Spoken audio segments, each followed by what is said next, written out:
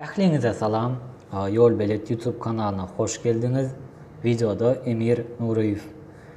Bugünkü video sapamyzda Windows operasiýon sistemasyny türkmen dilinde ulanmak öwreneriz.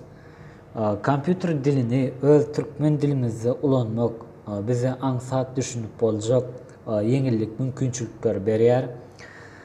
Windows operasiýon sistemasyny nädip türkmen diline geçirmeli? Elbette bunun üçin bize goşmaça dil interfeys paketler gerek bolýar.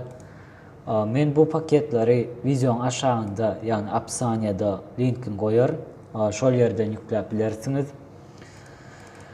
Bu her Windows operasiýon sistemasy üçin ayrı paket. Meselem siz Windows 7 operasiýon sistemasyny ulanýan bolsaňyz Windows 7 faýly girýäs ve bu yerden eğer de sizin razryadyňyz 32 bit bolsa 32'lik gurnaýaňyz, yani 32'lik. Eğer de sizin razryadyňyz 64 bolsa 64'ün gurnaýaňyz. Edil hazır menin kompýuterimde Windows 8 bir operasiýon sistemasy bolandygy üçin, yani men 32 bitden gurnaýan ve bu dil interfeys paketi mende ön gurnalan. Sizde yani dale gurnalması öğrenen saat, yani dale ustanovka. Ustanovka edildikten sonra